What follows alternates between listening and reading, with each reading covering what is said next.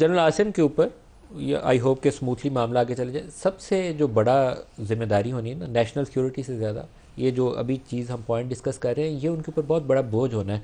क्योंकि जनरल इशफाक कियानी को भी मुशर्रफ के बाद सबसे बड़ा बोझ ये था कि आर्मी का इमेज कैसे बहाल करना है। अभी भी हमने सोशल मीडिया पर जो यलगार देखी, इसको वो दोबारा बहाल कर सकते हैं, लेकिन अमली इकदाम से करना पड़ेगा। फुटप्रिंट फ़ौज का सियासत से दोबारा से हटाना पड़ेगा।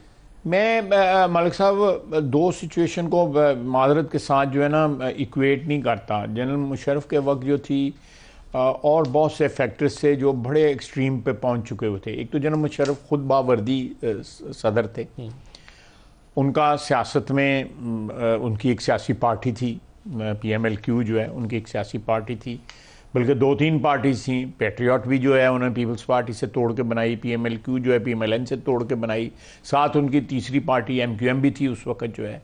तो ये सारी पार्टी जो है उनकी क्रिएशन थी। वो अवामी जलसे जो है मोची दरवाजे में और यादगार पाकिस्तान पे जाके बाकायदा वर्दी में अवामी जलसे एड्रेस करते थे। सर वो सारे मुझे थोड़ा सा मोहलत दे देना, थोड़ी सी मोहलत दे देना प्लीज़।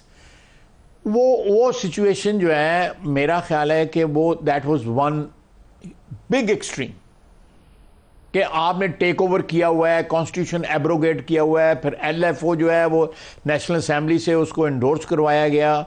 बहुत सी और चीज़ें जिसमें नॉर्मल जो कानून थे उनकी भी धज्जियाँ बखेरी गई और आइन की धज्जियाँ भी बखेरी गई। आइन को जो उसको क्या कहते हैं,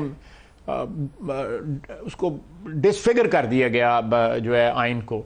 तो मैं समझता हूँ कि इस जो पिछले 3-4 साल में बहुत ज़्यादा रही है पेटनेज जो है, कोऑपरेशन जो है इमरान खान साहब के लिए पिंडी से, there is no doubt about it.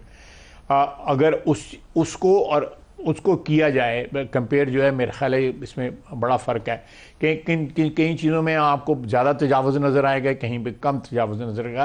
लेकिन आई स्टिल बिलीव के ये रिट्रीट जो है, और उस वक्त दहशत गर्दी भी अरूज पे पहुंची हुई थी, हमारे गली मोहल्लों में जो है दहशत गर्दी जो है हो रही थी। अब जो है इस वक्त जो है रिट्रीट करनी जो है आसान है, क्योंकि आपने इतना एडवांस नहीं किया हुआ, फिजिकली इतना एडवांस नहीं किया हुआ। उस वक्त बहुत ज़्यादा एडवांस किया हुआ था और वापस रिट्रीट करना जो है ना वो मुश्किल हो गया। जनरल कियानी साहब ने अगर किया भी, एफर्ट किया भी, तो उसके बाद ऐसे वाक़यात हो गए। आप देखें सलाला वाला वाक़या हुआ, बिन लादेन वाला वाक़या हुआ, बहुत से वाक़यात हुए, अटैक हो गया। मेरा असल में सवाल पूछने का मकसद ये था कि पाकिस्तान में ये तसव्वुर करना कि किसी यूनिफॉर्म्ड ऑफिसर को या एक फ़ौजी गाड़ी के ऊपर कोई बंदा आके हमला करेगा, ये तसव्वुर नहीं था।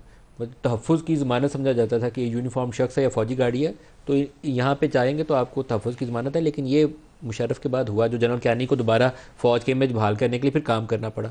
अभी सोशल मीडिया पे अप्रैल ऑनवर्ड जब आपने ये रजीम चेंज, गैर मुल्की साजिश, मीर जाफ़र शुरू किया, ये कभी पहले नहीं हुआ, ये पहली दफ़ा हुआ। ये काम अब दोबारा आपको फिर यहाँ से अपनी स्पेस रीगेन करनी है। बिल्कुल मैं एडमिट कर रहा हूँ, लेकिन आप देखेंगे जिन लोगों ने ये मीर जाफ़र और मीर सादक और न्यूट्रल और बैरूनी साजिश, इम्पोर्टेड हुकूमत, ये सारे का सारा उन्होंने अपना बयानिया जो है ना लपेट लिया है। अब वो कहते हैं ना अमेरिका का कसूर है, अब वो कहते हैं ना एस्टैब्लिशमेंट का कसूर है, सिर्फ हमारी मदद नहीं उन्होंने की। यही कह रहे हैं ना, चोरों डाकुओं को रोक सकते थे, चोरों डाकुओं को, यानी यहाँ ये चोरों और डाकुओं को रोक सकते थे, उन्होंने नहीं किया। तो मैं समझता हूँ कि सियासतदानों को ख्याल करना चाहिए ना कि उनकी सफ़ों में चोर और डाकू ना हो। अब यहाँ ये थानेदारी जो है वो पिंडी वालों ने नहीं करनी। आप चोर और डाकू जो है खुद हों और आप लोगों को ये एक बयानिया बनाया गया है कि जो क्या कहते हैं, तो खाई जाओ तो विचों तो खाई जाओ तो उतों रौला पाई जाओ, ये वो बात है कि बिल्कुल ये पंजाबी का मुहावरा जो है सादक बिल्कुल आता है इमरान खान साहब के ऊपर जो है। उन्होंने तमाम तर, मैं अब उस डिटेल में नहीं जाना चाहता, मैं आज का दिन जो है खैर खैरियत से गुजर जाए तो बेहतर है। खैरियत से दिन आएंगे, अल्लाह पाक करम फरमाए।